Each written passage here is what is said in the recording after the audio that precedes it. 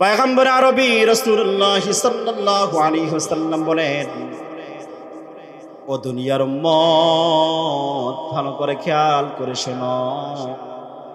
দুনিয়ার সমস্ত মানুষ যখন ঘুমায় গেছে তখন উঠে নামাজ পড়ো, তাহাজ্জুদ পড়ো। উম্মত, তোমার গুনাহ যদি হয় সমুদ্রের ফানা পরিমাণ, আল্লাহ তাআলার রহম দয়া হচ্ছে সমুদ্র পরিমাণ। চিল্লায়ে বলি সুবহানাল্লাহ। তোমার গুনাহ যদি হয় উহুদ পাহাড় পরিমাণ, তাহলে আল্লাহ তাআলার দয়া ভালোবাসা অনুগ্রহ হচ্ছে জমিন থেকে আসমান পর্যন্ত। চিল্লায়ে বলি সুবহানাল্লাহ। ও দুনিয়ার মানুষ, কত গুনার কাজ তুমি করছো, জীবনে এমন গুনাহ করছো যেই গুনার কোনো হিসাব নাই। এদিকে তাকাই সেদিকে তাকাই, ডানে তাকাই বামে তাকাই, শুধু গুনাহ আর গুনাহ। এমন গুনাহ করছি যেই গুনার জন্য আমি জান্নাত আল্লাহর কাছে চাইতে পারি না। রাসূল আরবি সাল্লাল্লাহু আলাইহি ওয়াসাল্লাম বলে, উম্মত নিরাশ হয়ো না, নিরাশ হয়ো না, নিরাশ হওয়ার কোনো দরকার নাই। কত গুনাহ তুমি করছো, তোমার গুনাহ যদি বিশাল হয় আল্লাহ তাআলার কাছে এটা বিশাল না। যখন দুনিয়ার সমস্ত মানুষ ঘুমায় পড়ে, ওই সময় তুমি ঘুম থেকে উঠো, ওযু বানায়া জায়নামাজের দাঁড়ায়া দুইটা সিজদা আল্লাহরে লাগায়া দেও। দুইটা সিজদা আল্লাহর তাআলারে লাগায়া জায়নামাজে বসে তুমি আল্লাহ তাআলার কাছে এইভাবে দুই হাতখানা উঁচু করে বলো, আল্লাহ, জীবনে এমন গুনাহ করেছি যেই গুনার জন্য আমি জান্নাত চাইতে পারি না। আল্লাহ, আমার শরম লাগে, আল্লাহ তুমি আমারে মাফ কইরা দাও। এইভাবে করে যদি জায়নামাজে বসে আল্লাহর কাছে হাত তুলে আল্লাহর কাছে বলেন আল্লাহ, সকলে বলি আল্লাহ, আরো জোরে বলি আল্লাহ। এইভাবে করে যদি কেউ মুনাজাতে হাত তুলে বলে আল্লাহ, আমি তো জীবনে বহু প্রকার গুনাহ করেছি, আর গুনাহ করব না। আল্লাহ তাআলা, তওবা করলাম, অনেক তওবা তো ভাঙলাম, আর জীবনে তওবা ভাঙবো না। আল্লাহ তুমি আমার মাফ করে দাও। এইভাবে ক্রন্দন করতে করতে আল্লাহ তাআলার বান্দার চোখ দিয়ে যেই পানিটা বের হয়, ওই পানিটা চোখ দিয়ে বের হয়ে নাকের ডগার আসার আগেই আল্লাহ তাআলা ওই ব্যক্তির জিন্দেগীর গুনাহ খাতাগুলো মাফ করে দেয়। মাওলা তোমায় ভালোবেসে কলিজা পরে গন্ধ আসে, আমি তোমার নূরে যাব মিশে, তোমার নূরে যাব মিশে, দূরে ঠেলে দিও না। পুরে পুরে ছাই হইল এই যে পাগলের সিনা, পুরে পুরে ছাই হইল এই যে পাগলের সিনা। ধরা দিয়ে দাও না ধরা, কাছে পেতে দাও না সারা। আমার এই বুকেতে বইছে খরা, এই বুকেতে বইছে খরা, না পাওয়ারি যাতনা। পুরে পুরে ছাই হইল এই যে পাগলের সিনা, পুরে পুরে ছাই হইল এই যে পাগলের সিনা। الذي أرسله الله تعالى بالحق بشيرا ونذيرا وداعيا إلى الله بإذنه وسراجا وقمرا منيرا.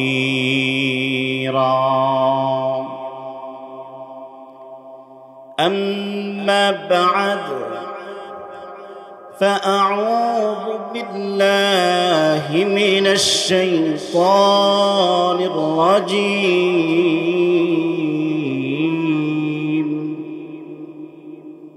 بسم الله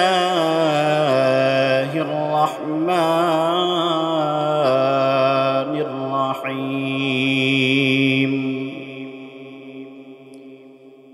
يثبت الله الذين آمنوا بالقول الثابت في الحياة الدنيا وفي الآخرة. وقال النبي صلى الله عليه وسلم حق المسلم على المسلم 5: رد السلام، وعيادة المريض، واتباع الجنائز، وتشميت العاتس. قال النبي صلى الله عليه وسلم: إن الله وملائكته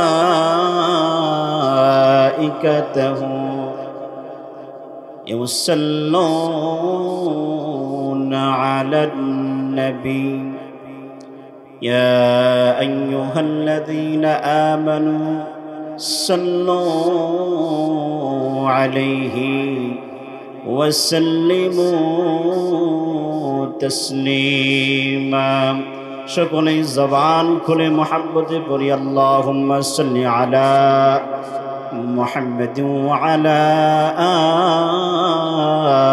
আলি মুহাম্মাদ কামা সাল্লাইতা আলা ইব্রাহিম ওয়া আলা আলি ইব্রাহিম ইন্নাকা হামিদুম مجيد। أبر اللهم بارك على محمد وعلى آل محمد كما باركت على إبراهيم وعلى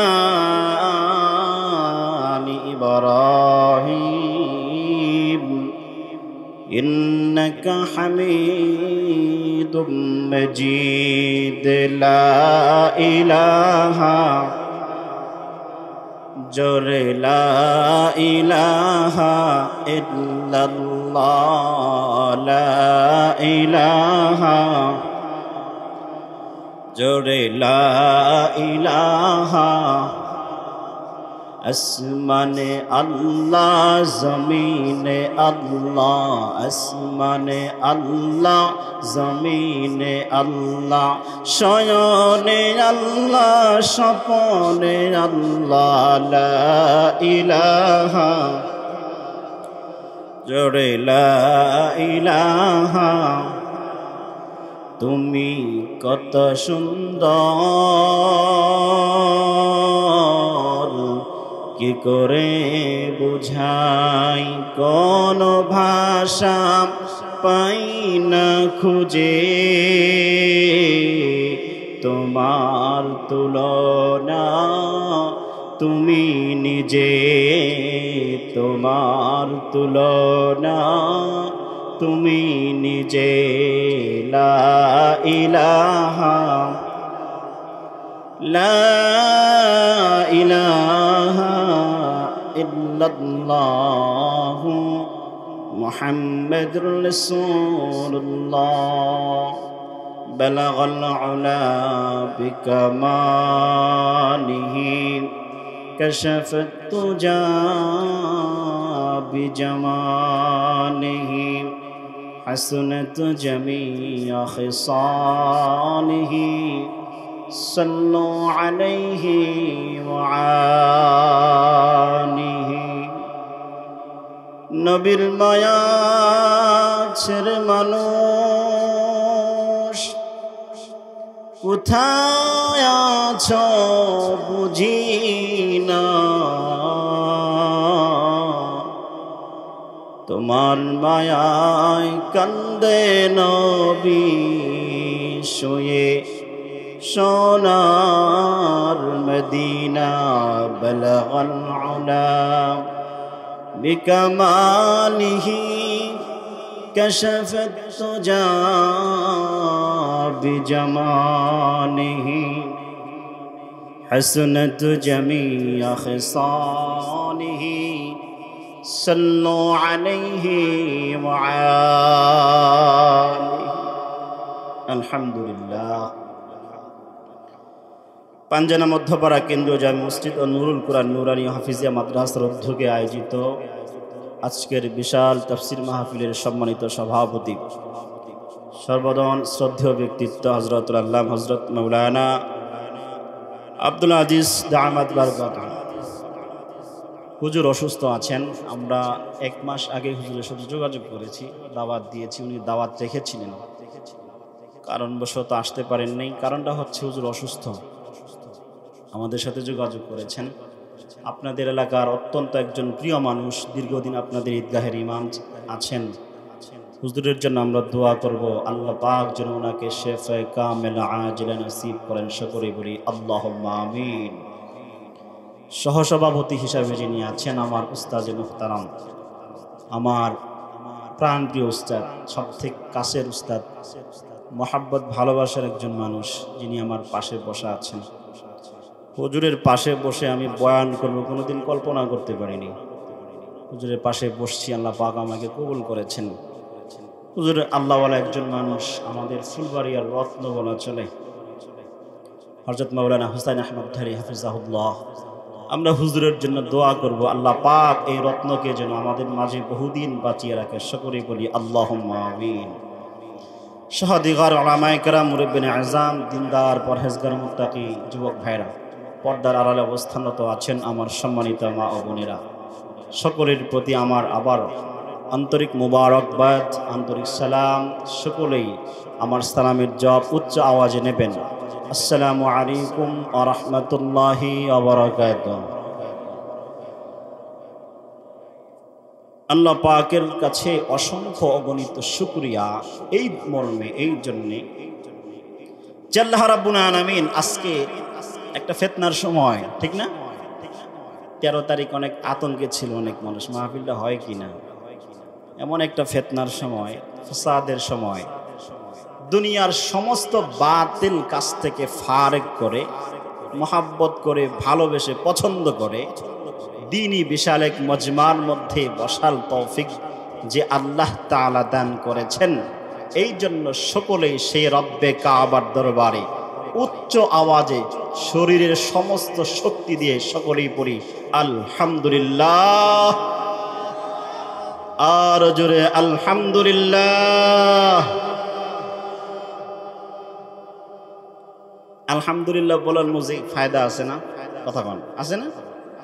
রাসূল সাল্লাল্লাহু আলাইহি ওয়াসাল্লাম বলেছেন, যদি কেউ একবার মন থেকে আল্লাহকে রাজি খুশি করার জন্য আলহামদুলিল্লাহ পড়ে, তামলাউল মিজান, মিজানকে পূর্ণ করে আল্লাহ তাআলা তার আমলনামায় সওয়াব রেখে দেন। সুবহানাল্লাহ। মিজান আপনাদের বাড়ির দাড়িপাল্লার মতো নাকি? এরকম ছোট? হ্যাঁ, মিজান কত বড় অনুমান করা যায়? রাসূল সাল্লাল্লাহু আলাইহি ওয়াসাল্লাম বলেছেন, 7টা আসমান এবং জমিনটাকে মুড়ায়া পেঁচায়া যদি মিজানের পাল্লার মধ্যে রাখা হয়, অর্ধেকই পড়বে না। সুবহানাল্লাহ। তাহলে এই মিজানকে পূর্ণ করে সওয়াব লিখে দেন। কয়বার আলহামদুলিল্লাহ কইলে? কথা কন, কয়বার আলহামদুলিল্লাহ? একবার পড়লেই আল্লাহ পাক মিজানকে পূর্ণ করে সওয়াব লিখে দেয়। এই আলহামদুলিল্লাহ বলতে কতক্ষণ সময় লাগে? একদিন, 1 ঘন্টা, আধা ঘন্টা, 1 মিনিট, 1 সেকেন্ড। আবার সকলে উচ্চ আওয়াজে পড়ি আলহামদুলিল্লাহ। জাযাকাল্লাহু তাআলা। আমরা তো গলার সাউন্ড শক্তি ব্যয় করে বিভিন্ন বাতিল কাজে, ঠিক না? এই যে আর্জেন্টিনার ব্রাজিলের খেলা হয়, দেখেন না অবস্থা। মনে করেন খেলাইছে কত শত মাইল দূরে, ওইখান থেকে খালি একটা গোল দিছে আর্জেন্টিনা অথবা ব্রাজিল, এইখানকার দর্শক এমন জোরে গোল বলে, তখন তাদের আমলনামায় মনে কি লেখা হয়? হ্যাঁ, মোটামুটি 100 নাকি লেখা হয় নাকি? তাহলে বলে কেন? নাউজুবিল্লাহি মিন যালিক। আল্লাহ আমাদেরকে হেফাজত করুন। সকলেই পড়ি আল্লাহুম্মা আমিন। সম্মানিত বুজুর্গারে দিন, আপনারা আসছেন, আল্লাহ পাক আপনাদেরকে কবুল করেছেন। এই জায়গা বিশাল মর্যাদা সম্পন্ন একটা জায়গা। এখানে সবাই আসতে পারে না। এখানে সবাই আসতে পারে?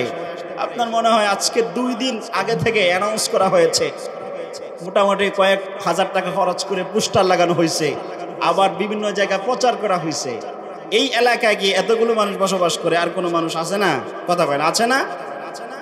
সবাই চাইলে দিনই কাজে আসতে পারে না, সবাই ভালো কাজ করতে পারে না, সবাইকে আল্লাহ ভালো কাজের জন্য কবুল করে না। এই জন্য আল্লাহ আপনাকে কবুল করছেন, এই জন্য এটা আপনার জন্য বিশাল নিয়ামত, ঠিক না? সবাই কাজ করতে পারে না। আপনি এখানে যান, এখান থেকে একটু দূরে দোকানে যান, এইখান থেকে ডাবল মানুষ এখানে আছে, ঠিক না? কথা কোন আছে না?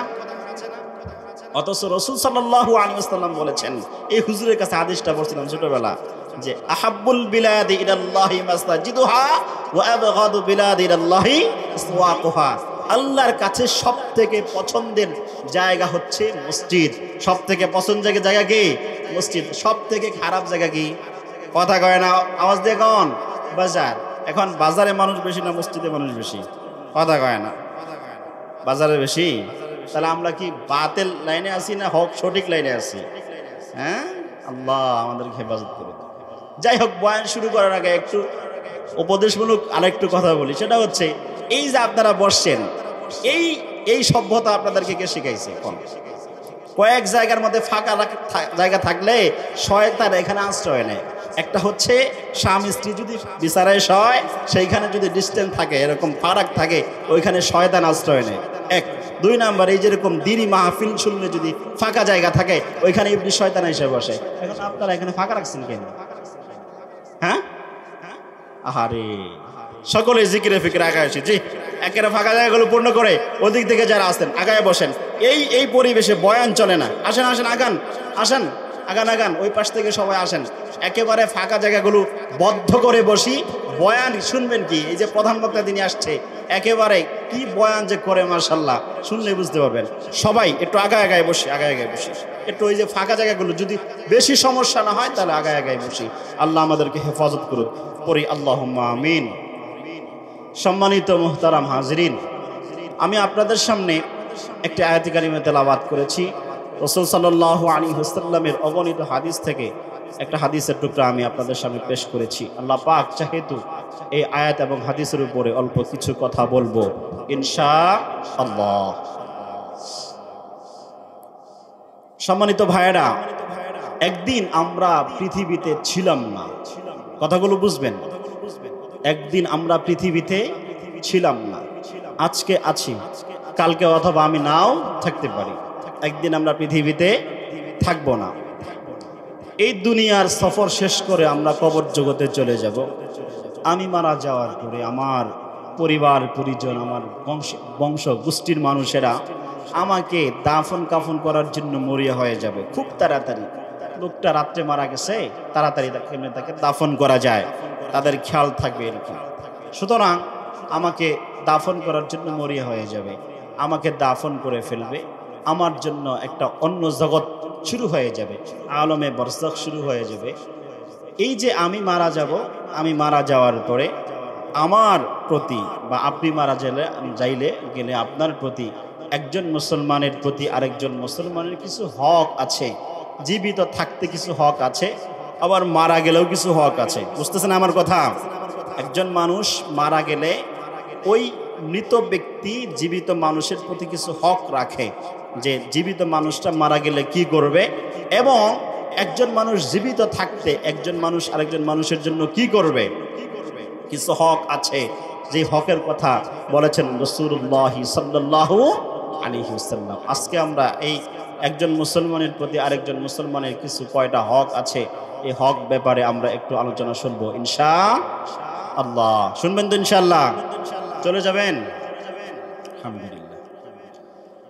রাসূল সাল্লাল্লাহু আলাইহি ওয়াসাল্লাম বলেন, একজন মুসলমানের প্রতি আরেকজন মুসলমানের কিছু হক আছে। এর মধ্যে পয়গম্বর আরবি রাসূলুল্লাহ সাল্লাল্লাহু আলাইহি ওয়াসাল্লাম বলেন, 1 নম্বর হক, ভালো করে শুনবেন। 1 নম্বর হক, রাসূল সাল্লাল্লাহু আলাইহি ওয়াসাল্লাম বলেন, রাদ্দুস সালাম। 1 নম্বর একজন মুসলমানের প্রতি আরেকজন মুসলমানের হক হলো যে যেখানে যাকেই দেখবে যেভাবেই দেখবে সাথে সাথেই তাকে বলবে আসসালামু আলাইকুম ওয়া রাহমাতুল্লাহি ওয়া বারাকাতুহু। এটাকে কি বলে? সালাম। কি বলে? সালাম। নবীজি বলেন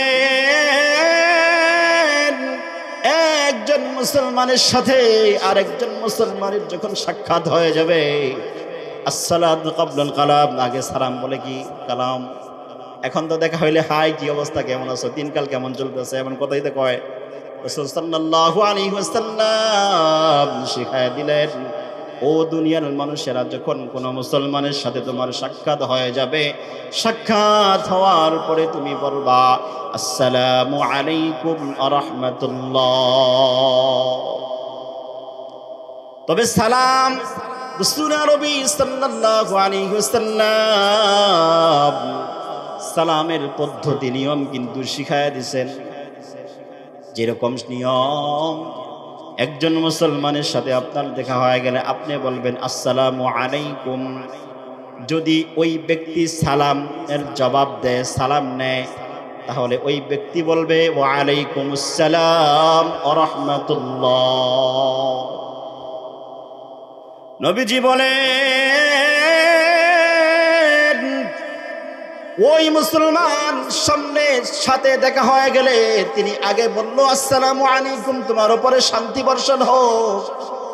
এখন তিনি আপনার জন্য আগে শান্তির দোয়া করছে, তিনি আগে আপনার জন্য শান্তির দোয়া করছে। এখন যদি আপনি সালামের জবাব নেন, তাহলে আপনি তার জন্য একটু বাড়ায়া বেশি করে দোয়া করবেন। তিনি বললেন আসসালামু আলাইকুম, আপনার উপরে শান্তি বর্ষণ হোক। আপনি বলবেন ওয়া আলাইকুমুস সালাম ওয়া রাহমাতুল্লাহ, আপনার উপরে শান্তি এবং রহমত বর্ষণ হোক। চিল্লায়ে পড়ি সুবহানাল্লাহ। ও বন্ধু, এই যে তিনি আগে সালামের মাধ্যমে তাকে স্বাগত জানাইলেন, তিনি যদি আগে পড়েন আসসালামু আলাইকুম ওয়া রাহমাতুল্লাহ, যদি আগে শান্তি এবং রহমতের দোয়া করেন, তাহলে যিনি সালাম নেবেন তিনি বলবেন আসসালামু আলাইকুম ওয়া রাহমাতুল্লাহি ওয়া বারাকাতুহু। বুঝছেন বিষয়টা? এখন তো সালাম শর্ট হয়ে গেছে, আসসালামু আলাইকুম, ঠিক না? আসসালামু আলাইকুম, আবার যে সালাম নেই ওয়ালাইকুম সালাম, এর থেকে বেশি আর চর্চা হয়? বেশিরভাগ হয় না। এই জন্য সালামের পদ্ধতি রাসূল সাল্লাল্লাহু আলাইহি ওয়াসাল্লাম শিখিয়ে দিয়েছেন। শুধু তাই নয়, আল্লাহ তাআলা কোরআনে সুন্দর করে জানিয়ে দিলেন। আল্লাহ তাআলা বলেন ইয়া আইয়ুহাল্লাযীনা আমানু লা তাদখুলু বুয়ুতান গায়রা বুয়ুতিকুম হাত্তা তাস্তানিসু ওয়া তুসাল্লিমু আলা আহলিহা। চিল্লায়ে পড়ি আল্লাহু আকবার। আর উপরে আরো জোরে পড়ি আল্লাহু আকবার। আল্লাহ তাআলা জানায় দেন, গোলাম ভালো করে শোনো, ইয়া আইয়ুহাল্লাযীনা আমানু, হে দুনিয়ার মানুষ ভালো করে শোনো, লা তাদখুলু বুয়ুতান, তোমরা কারো ঘরে প্রবেশ করো না। লা তাদখুলু, তোমরা প্রবেশ করো না, বুয়ুতান কারো ঘরে। লা তাদখুলু বুয়ুতান গায়রা বুয়ুতিকুম, তোমাদের ঘর ব্যতীত অন্য কোনো ঘরে তোমরা প্রবেশ করো না। হাত্তা তাস্তানিসু ওয়া তুসাল্লিমু আলা আহলিহা, কারো ঘরে অনুমতি ব্যতীত, সালাম ব্যতীত কোনো ঘরে তোমরা প্রবেশ করো না। জানায় দিয়েছেন কে? কথা বল, কে জানায় দিয়েছেন? আল্লাহ জানায় দিলেন, তোমরা কোনো ঘরে সালাম এবং অনুমতি ব্যতীত প্রবেশ করো না। এখন আমাদের মধ্যে এই বদ অভ্যাস আছে না নাই? মানুষের ঘরে যখন প্রবেশ করতে হয় সালাম দিয়া প্রবেশ করতে হয়, আমাদের মধ্যে এই অভ্যাস কিন্তু নাই। আছে নাকি? ম্যাক্সিমাম সময় বাড়িতে আমরা হুটহাট ঢুকে যাই, আছে না? হুটহাট ঢুকে যাই, সালামের কোনো প্রয়োজন নাই। অথচ রাসূল আরবি সাল্লাল্লাহু আলাইহি ওয়াসাল্লাম বলেন, ও দুনিয়ার উম্মত, ইয়া আইয়ুহান নাস আফশুস সালাম ওয়া আত'ইমুত তুআম ওয়াসাল্লু ওয়ান নাস দুনিয়া ফিল লাইল তাদখুলুনাল জান্নাতা বিসালাম। ও দুনিয়ার উম্মতেরা শোনো, দুনিয়ার মানুষেরা শোনো, ইয়া আইয়ুহান নাস, হে সকল মানুষেরা, আফশুস সালাম ওয়া আত'ইমুত তুআম ওয়াসাল্লু ওয়ান নাস দুনিয়া ফিল লাইল, তোমরা বেশি থেকে বেশি সালামের প্রসার করো। এক নম্বর কথা রাসূলের, তোমরা বেশি থেকে বেশি সালাম দাও এবং তোমরা ক্ষুধার্তকে খাবার খাওয়াও। এবং দুনিয়ার সমস্ত মানুষ যখন ঘুমায় পড়ে তখন তোমরা কি করবা? তখন তোমরা উঠে ওযু বানিয়ে নামাজের মধ্যে দাঁড়ায় যাও। এক নম্বর আমল রাসূল শিখাইয়া দিলেন। এক নম্বর আমল হলো তোমরা সালামের প্রচার করো। দুই নম্বর আমল রাসূল শিখাইয়া দিলেন। দুই নম্বর আমল হলো তোমরা মানুষকে ক্ষুধার্তকে খাবার খাওয়াও। তিন নম্বর আমল রাসূল শিখাইয়া দিলেন। তিন নম্বর আমল হলো দুনিয়ার সমস্ত মানুষ যখন ঘুমায় পড়বে তখন তোমরা উঠে নামাজের মধ্যে দাঁড়ায় পড়ো। এই তিনটা আমল করো এবং নিরাপদে আল্লাহ তাআলার জান্নাতে প্রবেশ করো। চিল্লায় বলি সুবহানাল্লাহ। এই আমল অনেক কঠিন নাকি? অনেক কঠিন আমল। এক নম্বর আমল তাহলে কি? সালাম দেওয়া। দুই নম্বর আমল ক্ষুধার্তকে খাবার খাওয়ানো। তিন নম্বর আমল রাসূল শিখায় দিলেন। তিন নম্বর আমল হলো যখন দুনিয়ার মানুষ ঘুমায় পড়বে তখন রাতে নামাজ আদায় করো, মরো এবং নিরাপদে জান্নাতে প্রবেশ করো। সালামের মাধ্যমে মানুষের মধ্যে ভালোবাসার মুহাব্বতের সম্পর্ক তৈরি হয়। সালাম হলো রাসূলের একটা বড় সুন্নাত। চিল্লায় বলেন ঠিক কিনা? আর বলেন ঠিক কিনা?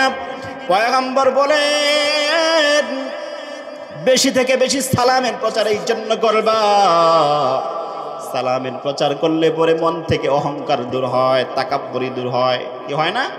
মন থেকে অহংকার তাকাব্বুরি দূর হয়। এক আল্লাহর ওলির জীবনে পড়লাম,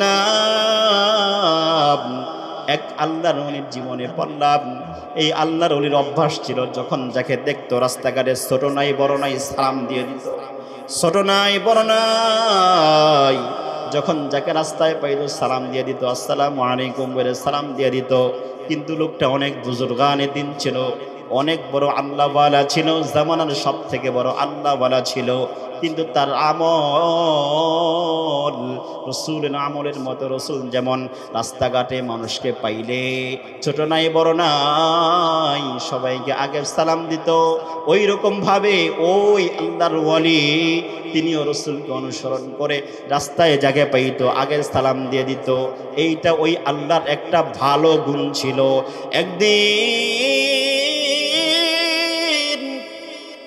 একজন তার শাগির্দ তার জিজ্ঞাসা করলো, ও আল্লাহর ওলি, আপনি তো জামানার অনেক বড় একজন আল্লাহ ওলি, আল্লাহর ওয়ালা, আল্লাহ তাআলার বড় একজন খাস বান্দা, অনেক আমলদার একজন ইখলাস ওয়ালা একজন মানুষ, আপনার আমল আমাদের থেকে অনেক ভালো, তাহলে রাস্তাঘাটে মানুষ দেখলে পরে আপনি আগে সালাম দেন কেন?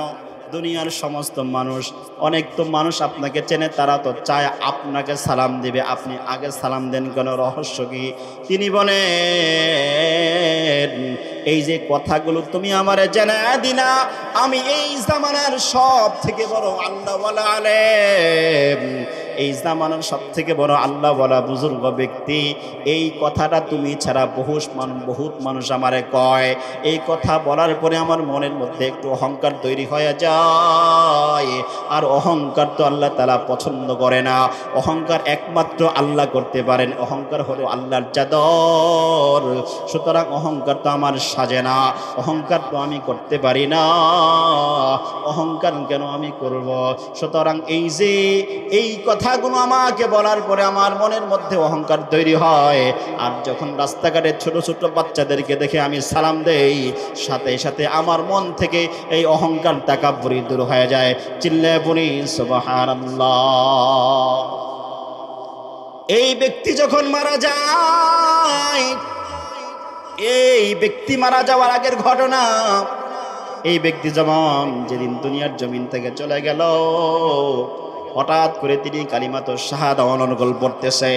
তিনি বলতেছে আল্লাহু আল্লাহ আল্লাহু আল্লাহ আল্লাহু আল্লাহ আল্লাহু আল্লাহ, এইভাবে অনর্গল শুধু আল্লাহ তাআলার নাম পড়তেছে আর কালিমা পড়তেছে। এটাই শুনো তার কাম হয়ে গেছে, এখন অন্য কোনো ধান্দা নাই, শুধু কালিমাত শাহাদা পড়া, আল্লাহর নাম জপা।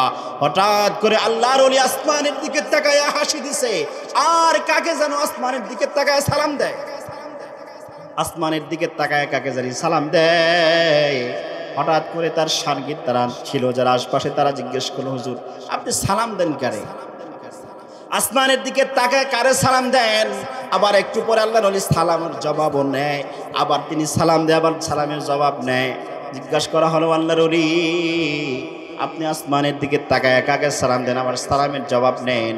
তিনি একটু পরে বলেন, ও আল্লাহ তাআলার গোলামেরা, বান্দারা, ভালো করে খেয়াল করে শোনো, আমি দেখলাম লম্বা দাড়ি, সাদা জুব্বা পরিহিত কিছু আসমান থেকে কিছু মানুষ আমার সামনে চলে আসছে, আর তারা আমাকে সালাম দিচ্ছে, আমি সালামের জবাব নিচ্ছি। আবার আমি খুশি হয়ে ওই আল্লাহ তাআলার বান্দা গোলামদেরকে সালাম দিলাম, তারা আমার সালামের জবাব নিচ্ছে। এখন তো আসমানের দিকে তাকায় তো অন্য কোনো মানুষ নাই।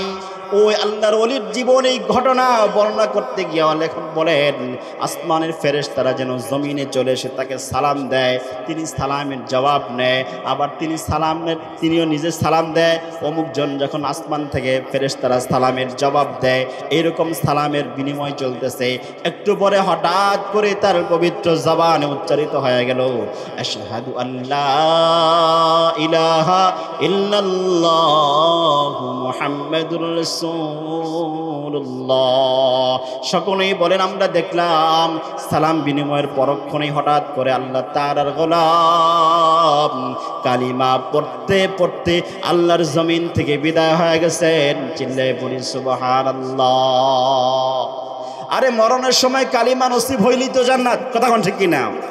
রাসূল সাল্লাল্লাহু আলাইহি ওয়াসাল্লাম বলেন, মরার সময় যদি কেউ, মরণের সময় ওফাতের সময় কেউ যদি জবান দিয়া কালিমা পড়তে পারে, কালিমা পড়তে পড়তে মরতে পারে, মরতে দেরি আল্লাহ তাআলার জান্নাতের দরজাগুলো টাস টাস করে তার জন্য খুলে যায়। সুবহানাল্লাহ। তাহলে আমরা মরার সময় কালিমা নসিব হোক সবাই চান, কথা কন চান সবাই? কে কে চান একটু হাত তুলে দেখেন তো। আলহামদুলিল্লাহ, নারে তাকবীর, নারে তাকবীর। মরার সময় কালিমা নসিব হওয়া, তাহলে রাসূলের সুন্নাহর প্রতি আমল করলে মৃত্যুর সময় কালিমা নসিব হতেও পারে। এখন সালামের বিনিময় নাই, হাই হ্যালো চলে, আর মুসলমানদের মধ্যে ঐক্য আস্তে আস্তে নষ্ট হয়ে যাচ্ছে, ঠিক কিনা? কথা বলেন ঠিক কিনা? ঐক্য নষ্ট হয়ে যাচ্ছে আস্তে আস্তে।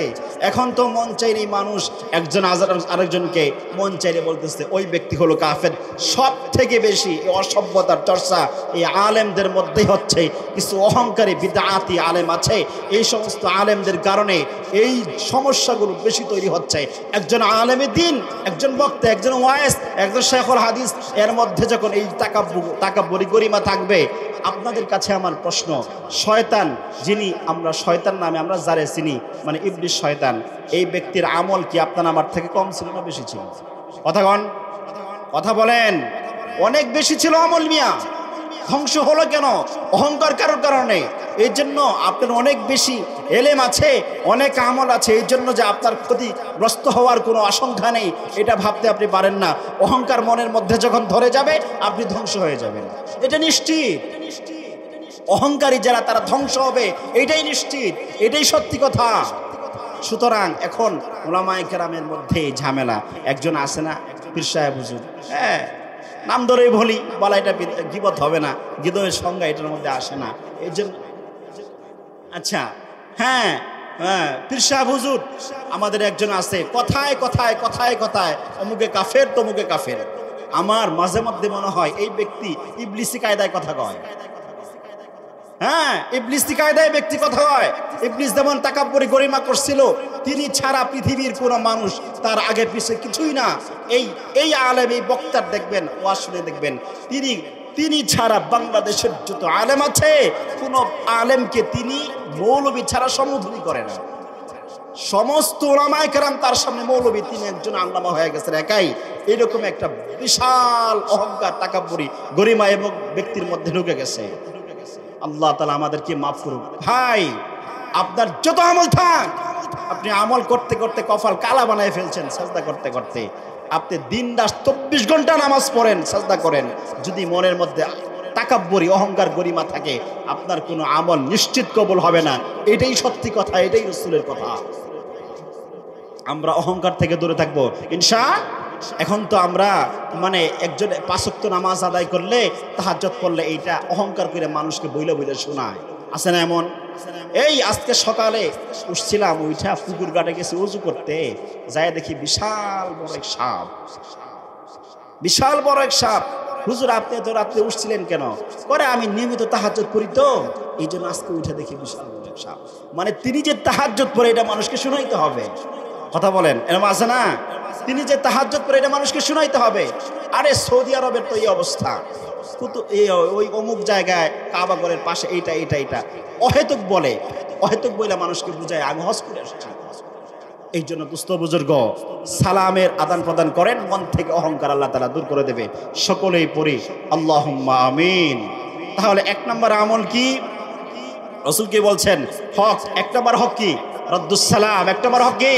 রদ্দুস সালাম, সালামের প্রচার, সালাম দেওয়া। এটা হচ্ছে একজন মুসলমানের প্রতি আরেকজন মুসলমানের হক। দুই নম্বর ওয়া ইয়াদাতুল মারিদ। কোন মুসলমান ব্যক্তি যদি অসুস্থ হয়, মনে রাখবেন আপনার কোনো মুসলমান ভাই যদি আপনার পাশের বাড়ি, আপনার এলাকায়, আপনার উপজেলায়, আপনি খবর রাখার মতো এমন জায়গায় যদি কোনো মুসলমান অসুস্থ হয়, আপনার দায়িত্ব হলো ওই মুসলমানকে দেখতে যাওয়া।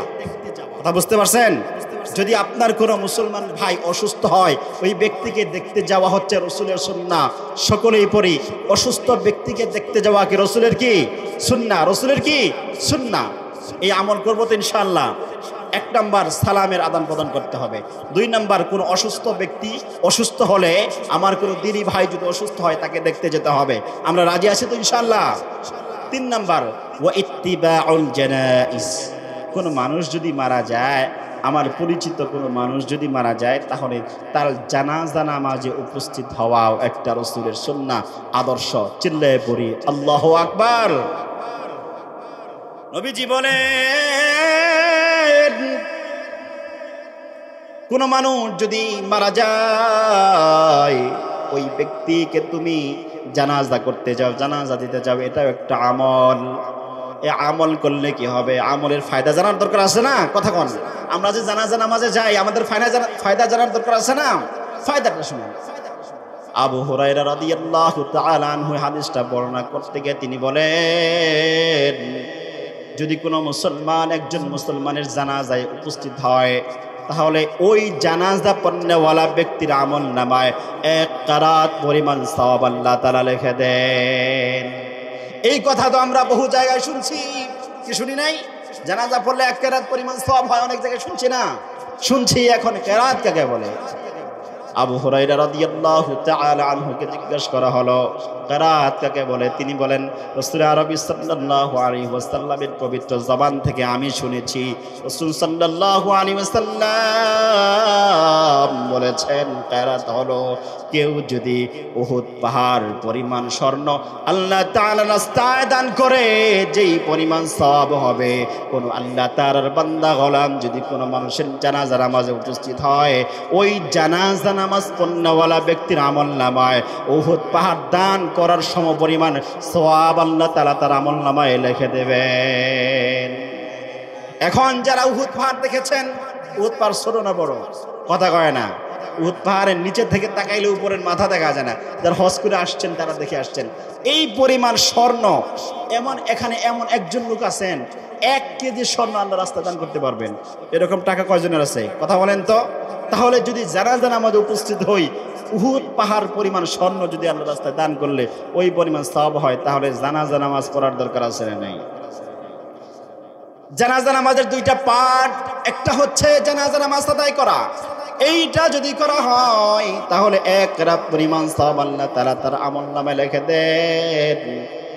এবার প্রশ্ন করা হলো, জানাজা নামাজ পড়লেই পরে আল্লাহ তাআলা 1 কিরাত পরিমাণ সওয়াব লিখে দেন, তাহলে দাফন কাজে শরীক হওয়ার কি কোনো ফায়দা নাই? হ্যাঁ হ্যাঁ, রাসূল আরবি সাল্লাল্লাহু আলাইহি ওয়াসাল্লাম বলেন, এই হাদিস যখন আবু হুরায়রা রাদিয়াল্লাহু তাআলা আনহু বর্ণনা করলেন, তিনি যখন ব্যাখ্যা করলেন, বর্ণনা করলেন, ওমর রাদিয়াল্লাহু তাআলা আনহু বলতেছেন, ও আবু হুরায়রা, তাহলে যদি কেউ দাফন কার্যে শরীক হয়, তার আমলনামায় আল্লাহ কি পরিমাণ সওয়াব দিবে? তিনি বলেন, যদি কেউ দাফন কাজে শরীক হয়, আল্লাহ পাক এই সম পরিমাণ সওয়াব আল্লাহ তাআলা তার আমলনামায় লিখে দেবে।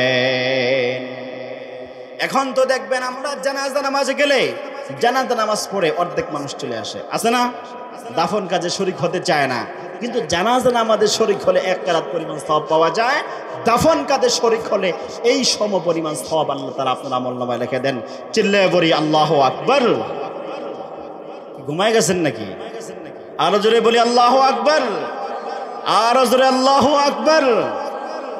আল্লাহু মাশাআল্লাহ। তাহলে জানাজা নামাজে শরীক হলে এই সম পরিমাণ সওয়াব আল্লাহ তাআলা আপনার আমল লিখে দেয়। দাফন কাজে শরীক হলে এই পরিমাণ সওয়াব আপনার আমলনামায় লিখে দেয়। তবে শর্ত আছে। কি আছে? ঈমানা ওয়া ইহতিসাবা। ঈমানের সাথে ইহতিসাবের সাথে জানাজা নামাজ পড়তে হবে। মনে করলেন আমি সামনে ইলেকশন করব চেয়ারম্যানই, আমার মাকসাদ হলো সামনের বছর আমি চেয়ারম্যান ইলেকশন করব। এখন আমার পাড়া মহল্লা একজন লোক মারা গেছে, যদি তার জানাজা নামাজে আমি শরীক না হই তাহলে তো মানুষ আমারে ভোট দিব না। এইরকম জানাজা নামাজ পড়নেওয়ালা ব্যক্তি আমাদের সমাজে আছে না নাই? আছে, আছে, আছে। আমি তো জানি আছে। মানুষকে দেখানোর জন্য আমি নেতা হইছি, ইলেকশনের সামনে এমপি হব, মন্ত্রী হইতে পারি, মেম্বারও হইতে পারি, চেয়ারম্যানও হইতে পারি। যদি আমি মানুষের জানাজা নামাজে না যাই, ওইখানে গেলে নেতাদেরকে একটু সময় তো দেওয়া হয় না? ওইখানে একটা পরিচিতের ব্যাপার স্যাপার তো অবশ্যই আছে। যদি ওইখানে যাইতে পারি, আমার একটু সময় দিবে, আমি একটু কথা বলবো, পরিচিতি বাড়বে, মানুষ আমার পছন্দ করে ভোট দিবে। কইব এইটা তো জননন্দিত নেতা, সবার জানাজায় উপস্থিত হয়, এইটা আমাদের সব সময় ধারে কাছে থাকবো।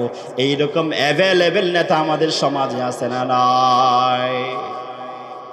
আমি তো দেখলাম এক ঘটনা, কোন এক চেয়ারম্যান ইলেকশন, কোন একটা, এই যে গত যে চেয়ারম্যান ইলেকশন গেছে এইটার কথা বলতেছি আমি। আমাদের বাজারে আসরের পরে হঠাৎ করে একজন প্রার্থী আসছে, আইসা প্রস্তাব করতে গেছে। আমি নিজে দেখছি প্রস্তাব করে আসছে, এসে কিছু ভোট চাইলো, মানুষের সাথে মুআশারাত কথাবার্তা বললো। একটু পরে হঠাৎ করে মাগরিবের নামাজের আজান হয়ে গেল। আজান হওয়ার পরে একজন কানে কানে কয়, কাছে যায়, কয় আপনি কি মাগরিবের নামাজ পড়বেন না? নামাজ না পড়লে কিন্তু মানুষে ভোট দিব না, এরকম কথা বলতেছে। নামাজে যেতে হবে, নাহলে মানুষ ভোট দিবে না। তো বলে ঠিক আছে, হ্যাঁ নামাজ পড়তে হবে, যাই।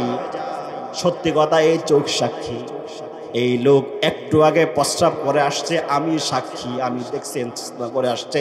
এই লোক আবার সবার সাথে সারিবদ্ধ হয়ে মসজিদে ঢুকে বলে ওযু করে নাই। এর থেকে পুরা কপাল কি হইতে পারে মিয়া? আপনার কি মনে হয় এই ব্যক্তি নামাজ পড়ছে কি আল্লাহরে দেখানোর জন্য না মানুষকে দেখানোর জন্য? কথা কয় না।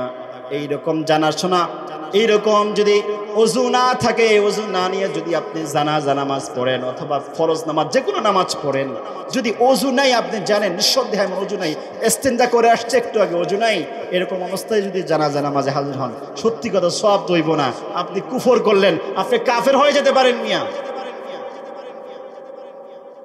তাহলে ওই যে চেয়ারম্যান যিনি প্রার্থী চিন্তা করছে নামাজ না পড়লে ভোট পাবো না, এই জন্য নামাজ পড়তে গেছে। অনেক প্রার্থীরা চিন্তা করে যদি আমি জানাজা নামাজে না যাই তাহলে তো আমার মানুষ ভোট দিবে না, এই জন্য কিন্তু মানুষ ওইখানে যায়, জানাজা নামাজ পড়ে। এইরকম মাকসাদ নিয়ে 100 বছরও যদি প্রত্যেক দিন একটা করে জানাজা নামাজ পড়ে, কসম আল্লাহর, তার আমলনামায় একটা নেকিও আল্লাহ তাআলা দেবে নাকি?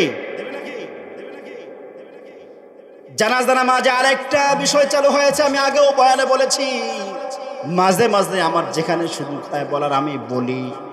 দেখবেন জানাজা নামাজ সামনে নিয়ে কয়েকজন এখানে দাঁড়ায় কথা বলে, নেতা নেত্রী, এলাকার মহল্লার সম্মানিত মানুষেরা কথা কয়।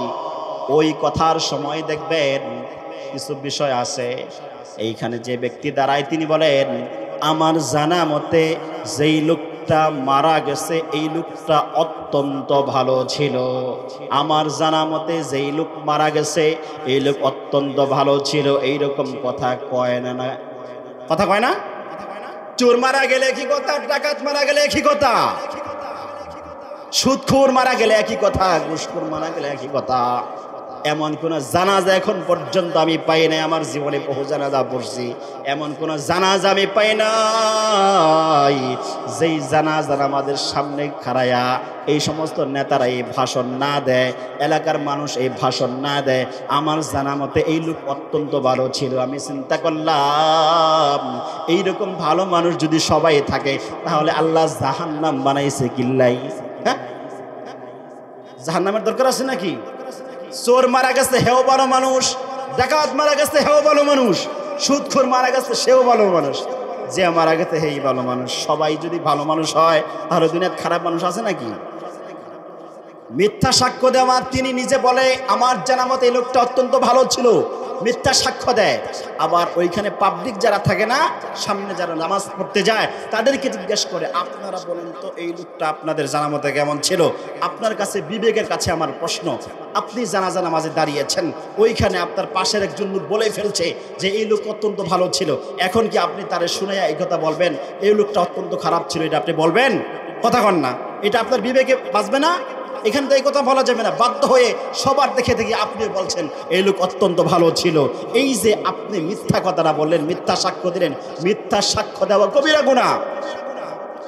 পয়গম্বর রাসূল আরবি সাল্লাল্লাহু আলাইহি ওয়াসাল্লাম সাহাবায়ে কেরামকে উদ্দেশ্য করে বলেন, ও সাহাবায়ে কেরাম, আলা উনাব্বিউকুম বিআকবারিনাল কাবাইরি তালাতান, আমি কি তোমাদেরকে তিনটা বড় থেকে বড় গুনাহের কথা বলবো নাকি? কথাগুলো বুঝবেন। বড় থেকে কি বড়, বড় থেকে বড় আছে না? কথা কয় না, বড় থেকে বড় আছে না? আমি কি তোমাদেরকে তিনটা বড় থেকে বড় গুনাহের কথা বলবো নাকি? বড় থেকে বড়। সাহাবায়ে কেরাম বলেন ইয়া রাসূলুল্লাহ বালা বালা বালা, তিনবার বলেছেন। হ্যাঁ অবশ্যই বলেন, বড় থেকে বড় গুনার কথা আপনি বলবেন না, এখান থেকে আমাদের সতর্ক থাকতে হবে না। বলেন বড় থেকে বড় গুনাহ আবার কোনটা? পয়গম্বর আরবি রাসূলুল্লাহ সাল্লাল্লাহু আলাইহি ওয়াসাল্লাম বলেন, এক নম্বর বড় থেকে বড় গুনাহ হলো আল ইশরাকু বিল্লাহ, আল্লাহর সাথে শরীক করা, আল্লাহর সাথে শিরিক করা। আল্লাহর সাথে শিরিক করা অন্য করনেওয়ালা ব্যক্তি আমাদের দেশে মনে হয় নাই। আছে, অ্যাভেলেবেল অসংখ্য আছে। আমাদের সাথে নামাজ পড়ে, আমাদের সাথে রোজা রাখে, আমাদের সাথে কুরবানি দেয়, আমাদের সাথে ঈদগাহে নামাজ পড়ে, কিন্তু সে শিরিক করে, মুশরিক, এমন ব্যক্তি সমাজে আছে না নাই? কথা হয় না? মনে করেন বাংলাদেশে যতগুলো ভণ্ড পীরের মাজার আছে, এইগুলা মাজারে যে সেজদা দেয়া নিয়ে চলে, এগুলো আপনারা জানেন? কথা কয় না। এইগুলা মাজারে যে সেজদার চলে, এটা কি আপনারা জানেন? বিভিন্ন ভণ্ডের মাজারে আমি নিজ চোখে দেখেছি তো মিয়া, আমি নিজ চোখে দেখেছি ভণ্ডের মাজারে গিয়া সেজদা করছে পীর সাহেবকে। আপনি বলেন যেই ব্যক্তি আল্লাহ বাদ দিয়া অন্য কোন মাজারে গিয়ে একবার সেজদা লাগায়, এই ব্যক্তির ঈমান আছে না গেছে? কথা কয় না। এমন ভণ্ডর পীর, এই ভণ্ড পীরের মাজার বাংলাদেশে নাই। এই ভণ্ডদের মাজারে যারা সেজদা করে এরা কি হিন্দু না মুসলমান? কথা কয় না। হিন্দু না মুসলমান? আর একটা হিন্দু নামে সব মুসলমান, একজন হিন্দু নাই, সব মুসলমান। ওইখানে বন্ডর পীরে মাজারে গিয়ে সেজদা করে। সফর ছিল ফরিদপুরে, আত্রশীতে সম্ভবত ফরিদপুরে সফর ছিল, কত বছরের আগের বছর। পরে বললাম যে একটু কৌতূহল জাগলো, একটু দেখে যাই যে ফরিদপুরে আত্রশীতে কি চলে। আসাম দেখে আসছি, বললাম যে পীরের মাজারটা কোথায়, ওইখানে একটু দেখি। ঘুরে ঘুরে দেখতে দেখতে মাজার শরীফের কাছে গিয়ে দেখি এই চোখ সাক্ষী, দুইজন ব্যক্তি ওই সময় সেজদায় পড়ে আছে। চিল্লায় পড়ি নাউজুবিল্লাহ। চোখে দেখে আসছি মিয়া, বানায় বলতেছি না তো। দেখলাম ওইখানে দুইজন ব্যক্তি সেজদায় পড়ে আছে। আপনাদের কাছে আমার প্রশ্ন, ওই ব্যক্তির ঈমান আছে? কথা বলেন, ঈমান আছে? আল্লাহ তাআলা বলেন ইন্নাল্লাহা লা ইয়াগফিরু আন ইউশরাকা বিহি ওয়া ইয়াগফিরু, কথাগুলো বুঝবেন। ইন্নাল্লাহা লা ইয়াগফিরু আন ইউশরাকা বিহি ওয়া ইয়াগফিরু মা দুনা যালিকা লিমান ইয়াশা।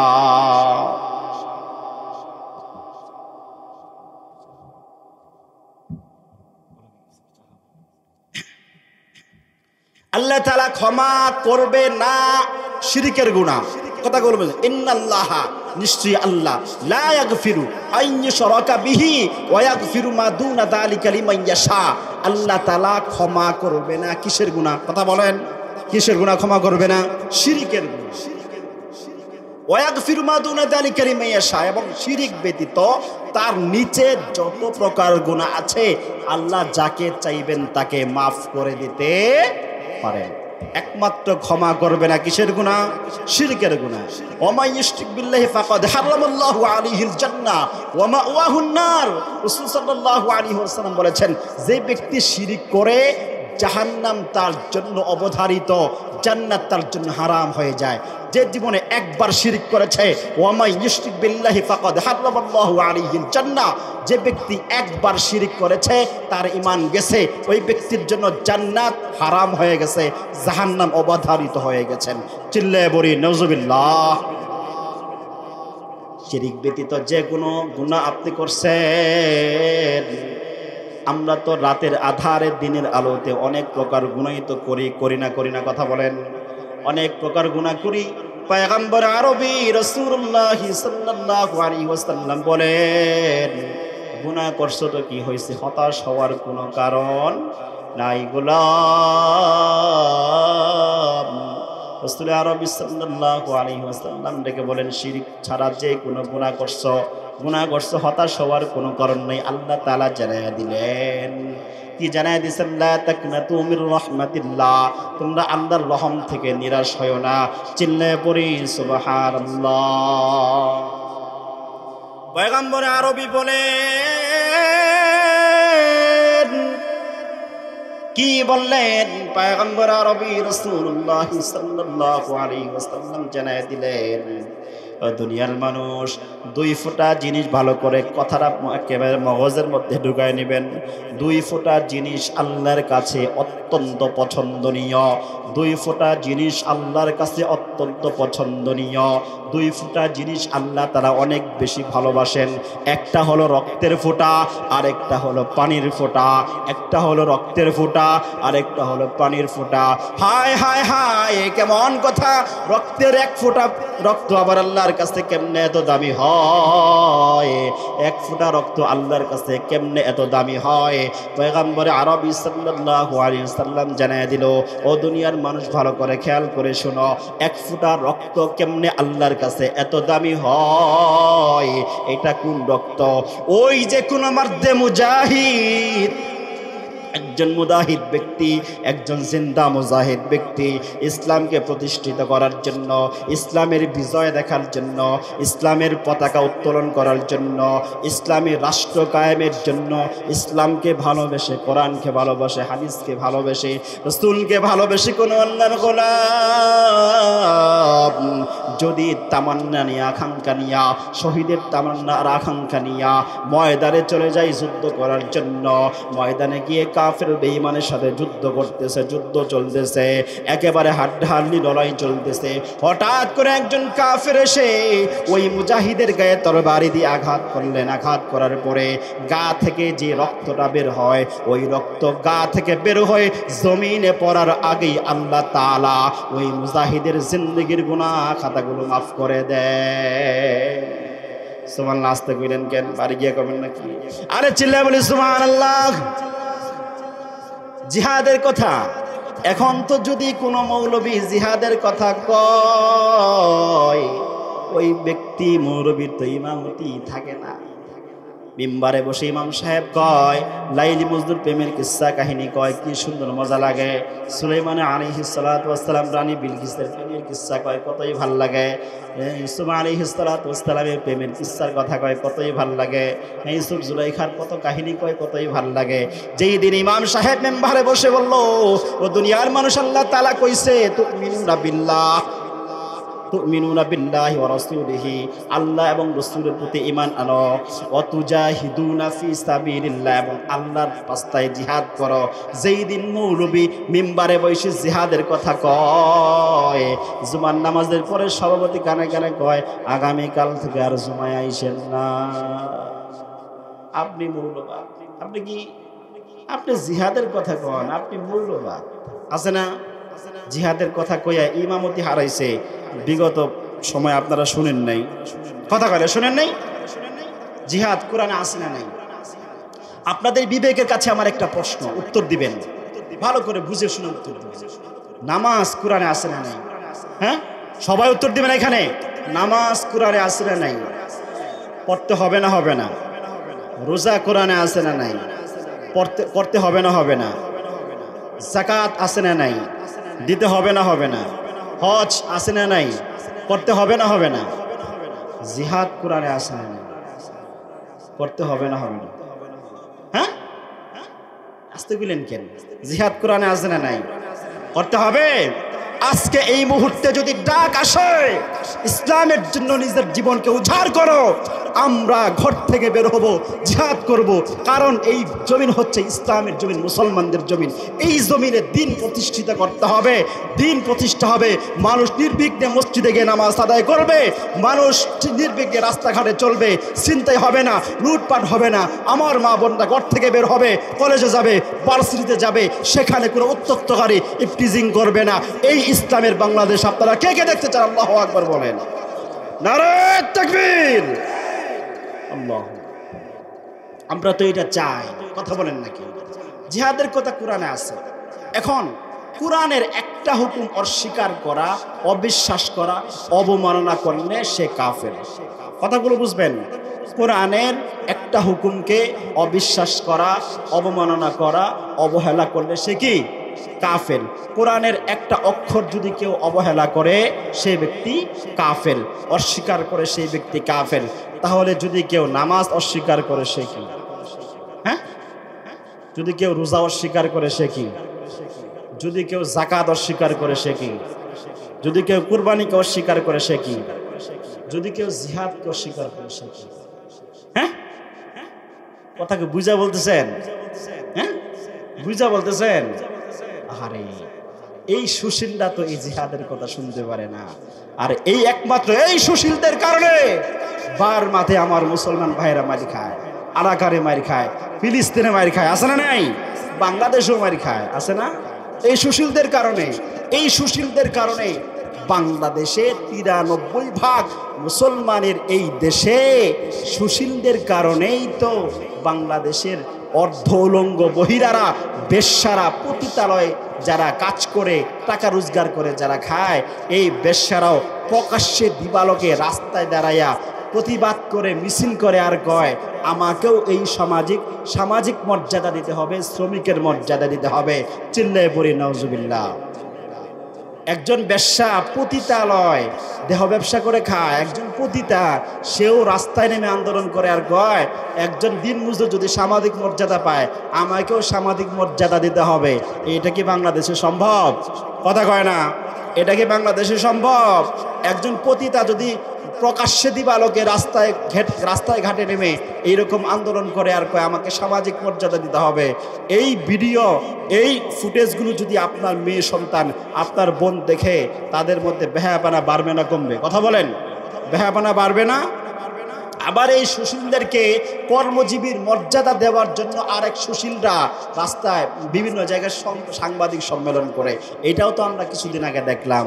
হ্যাঁ, এই সাংবাদিক সম্মেলন করে এই বাংলাদেশটাকে পশ্চিমাদের হাতে তুলে দেওয়ার জন্য, এই বাংলাদেশে ভারতীয় আধিপত্যবাদ কায়েম করার জন্যে, বাংলাদেশটা নাস্তিকদের হাতে বিক্রি করার জন্যে পশ্চিমা লালকুত্তা, ওই সমস্ত পশ্চিমাদের লালকুত্তা সংস্কৃতি বাংলাদেশে চালু করার জন্যে একটা দল উঠে পড়ে লেগেছে।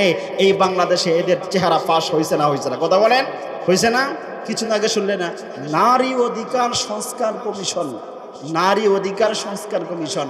অনেক বাবারা বাইরা বুঝবেন না এইটা আবার কি নারী অধিকার সংস্কার কমিশন, এইটা আবার কি? বাংলাতে বুঝাই দেই, প্রত্যেকটা ঘরের মেয়েকে পতিতা বানানোর যে রাস্তা, ওই রাস্তায় মানুষ এই রাস্তায় যে দেখাচ্ছে সেটা হচ্ছে নারী অধিকার সংস্কার কমিশন। আপনি একজন মেয়ে, হ্যাঁ, বয়ফ্রেন্ড নিয়ে, ছেলে বন্ধু নিয়ে রাস্তাঘাটে ঘোরাফেরা করবে, আপনি কিছু বলতে পারবেন না। এটাই হচ্ছে নারী অধিকার সংস্কার কমিশন। আমরা নারী অধিকার সংস্কার কমিশন চাই না। ছেলে বলেন ঠিক না? চান নাকি নারী অধিকার সংস্কার কমিশন? আমার দেশের মেয়েরা কোথায় থাকবে? ঘরে থাকবে। কথা বলেন না কেন? আমার দেশের মেয়েরা ঘরে থাকবে, আমার দেশের মেয়েরা পর্দায় থাকবে। তাদের ইজ্জত, তাদের মাকাম আমাদের কাছে অনেক বেশি। এই মেয়েদেরকে আমরা রাস্তায় নামাতে চাই না। ছেলে বলেন ঠিক না? এই মেয়েদেরকে আমরা রাস্তায় নামাতে চাই নাকি? এরা তো আমাদের মেয়ে, আমার বোন। এদেরকে রাস্তায় নামানো কি আমার পক্ষে, এটা কিভাবে আমার বিবেক সাক্ষী দেয়? এই 93 ভাগ মুসলমানের দেশে কিভাবে করে একজন পতিতা প্রকাশ্যে আন্দোলন করে আমাকে সামাজিক মর্যাদা দিতে হবে, এই দিন দেখার আগে মরে যাওয়া ভালো ছিল মিয়া। এটা কিভাবে সম্ভব? আল্লাহ পাক আমাদেরকে হেফাজত করুক, আল্লাহ পাক আমাদেরকে হেফাজত করুক। আমার মায়েরা, আমার বোনেরা অত্যন্ত দামি, ঠিক কিনা? অত্যন্ত দামি না? বর্তমানে তো মা বোনদের মান ইজ্জত আমাদের ফ্যামিলির মানুষেরাও কমায়, আছে না? বেহায়া, বেলাজা, বেশরম এরকম কিছু পুরুষ মানুষ আছে, নিজের বউরে নিজে ঘরে থাইকা, নিজে ঘরে বসে থেকে নিজের বউকে বইলে আসে তুমি মার্কেটটা করে আসো। এরকম পুরুষ আমাদের সমাজে আছে না নাই? হ্যাঁ, তুমি মার্কেট করে আসো। নিজে ঘরে বসে থেকে বউরে পাঠায় দেয়, অমুকের কাছে 500 টাকা ধার করে আনো তো, আছে না নাই? অমুক বাড়ি গিয়ে অমুকের কাছে 500 টাকা ধার করে একটু আনো তো, অমুকের কাছে একটু যাও, দেখা করে আসো তো। এরকম অপকর্মা, এরকম আকাইম্যা, এরকম ভাদাইম্যা পুরুষ আমাদের সমাজে আছে না? কিরি পরিবার নির্লজ্জ, বেহায়া, বেশরম হইলে পরে নিজের বউকে, নিজের মেয়েকে পাঠায় দেয় আরেক বাড়িতে, যাও এখান থেকে টাকা ধার করে আসো, 500, 1000, 2000, 5000, 10,000 টাকা হাতে দিয়ে কয় তোমার যা ইচ্ছা তুমি মার্কেটে গিয়ে এখান থেকে মার্কেট করে আনো, আমার কোনো আপত্তি নাই। এইরকম কি বলে বেলাজা, বেশরম পুরুষ আমাদের সমাজ থাকার থেকে না থাকায় অনেকটা ভালো ছিল, ঠিক কিনা? আমরা এদেরকে চাই না, এগুলো আমরা দেখতে চাই না। নারীরা হচ্ছে, হ্যাঁ, নারীরা হচ্ছে আমাদের মাথার তাজ। এদের জন্য আল্লাহ তাআলা শরিয়ার খুব বেশি হুকুম তাদের জন্য অবধারিত করে নাই। নামাজ পড়বা, রোজা রাখবা, নিজের লজ্জাস্থানের হেফাজত করবা, আর কি স্বামীর খেদমত করবা, স্বামীর আনুগত্য করবা, নির্বিঘ্নে আল্লাহ তাআলার জান্নাতে চলে যাবা। চিল্লায় বলে সুবহানাল্লাহ। এর জন্য মা বোনরা যারা আছেন, আমি এই মহল্লার ইমাম, আপনারা অত্যন্ত ভালো মানুষ, এটা আমি জানি। এই মহল্লার মেয়েরা অত্যন্ত ভালো মানুষ, এটা আমি জানি। আমি এই মহল্লাতে বসবাস করি, আলহামদুলিল্লাহ আরও ভালো হতে হবে। আমরা চাই প্রত্যেকটা সমাজ এমন সুন্দর হোক, আমরা রাস্তাঘাটে বেরোবো, কোনো নারীকে আমরা রাস্তাঘাটে দেখবো না, মানে পর্দা ছাড়া কোনো নারীকে আমরা রাস্তাঘাটে দেখতে চাই না। এই সমস্ত আমরা চাই নাকি? ইনশাল্লাহ যদি চান তাহলে দেখবেন আপনার কপাল খুলে গেছে। এখন মেয়েদেরকে বিয়ে দিতে পারে না, এরকম আছে না? মেয়ের বয়স হয়ে গেছে 30-25 বছর পর্যন্ত বিয়ে দিতে পারে না। বিয়ে দেবে কেমনে? আপনি আপনার মেয়ের সম্মান, আপনার বউয়ের সম্মান তো, আপনার মেয়ের সম্মান আপনি নিজে কমাই দিচ্ছেন মেয়ে, এর জন্য মেয়ে দিতে পারেন না। মেয়েটাকে যদি সংরক্ষিত রাখতেন, সুরক্ষিত রাখতেন, তাহলে এই মেয়ের জন্য জামের অভাব হতো না, ঠিক না? এই মেয়ের জন্য জামের অভাব হতো না। দোস্ত বুজুর্গ বলছিলাম, কথা আগায় যাই। তাহলে ওই যে রক্তের ফোঁটা মনে আছে তো? কিসের ফোঁটা? রক্তের ফোঁটা। 2 নম্বর ফোঁটা শুনবেন না? পানির ফোঁটা। 2 নম্বর কিসের ফোঁটা? পানির ফোঁটা। সেই আল্লাহর কাছে এক ফোঁটার পানি আছে, এক প্রকার পানি আছে আল্লাহর কাছে অতি পছন্দনীয়। সেই এক ফোঁটা পানির কথা আমরা শুনবো তো ইনশাল্লাহ নাকি? লা ইলাহা, জোরে লা ইলাহা, লা ইলাহা ইল্লাল্লাহ, লা ইলাহা ইল্লাল্লাহ, জোরে লা ইলাহা।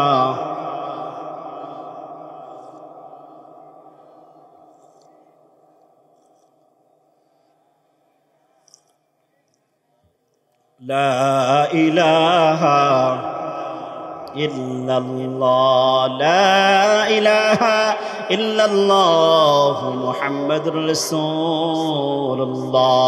সকলেই পড়ি সাল্লাল্লাহু আলাইহি ওয়াসাল্লাম।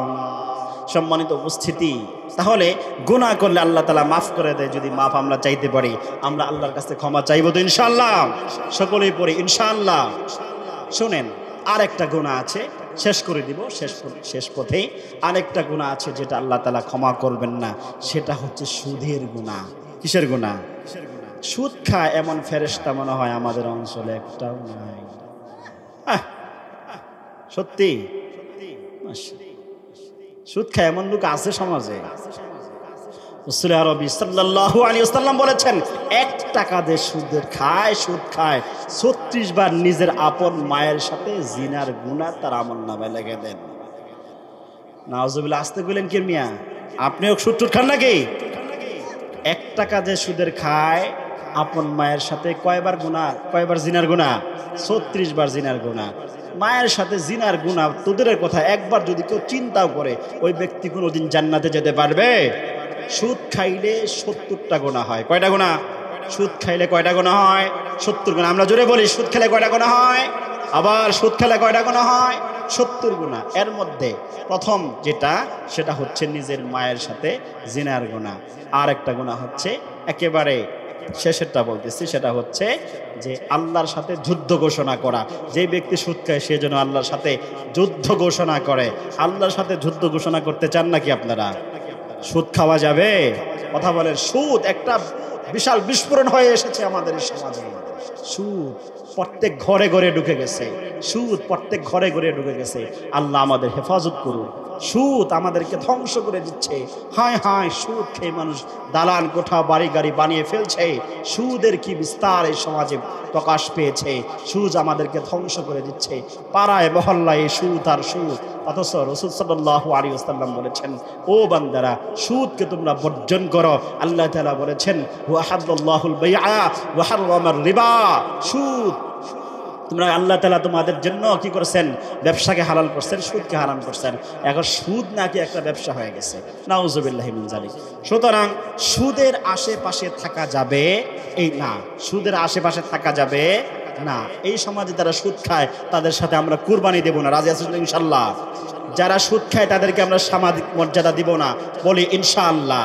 যারা সুদের সাথে সম্পৃক্ত এদের সাথে আমাদের কোনো সম্পর্ক আছে নাকি?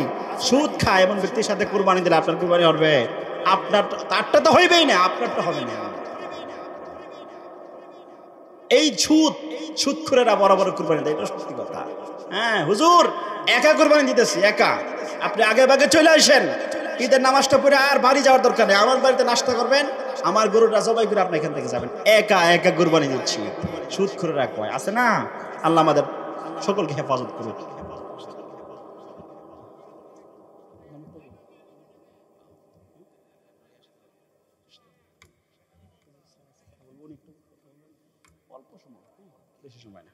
যাই হোক, আপনারা উঠবেন না, প্রধান বক্তা চলে আসছে, উনি বয়ান করবে। আমি আর লম্বা করতে চাচ্ছি না। যতটুকুন কথা বললাম আল্লাহ পাক আমি সহ আপনাদের সকলকেই বেশি থেকে বেশি আমল করার তৌফিক দান করুক। সকলেই পড়ি আল্লাহুম্মা আমিন।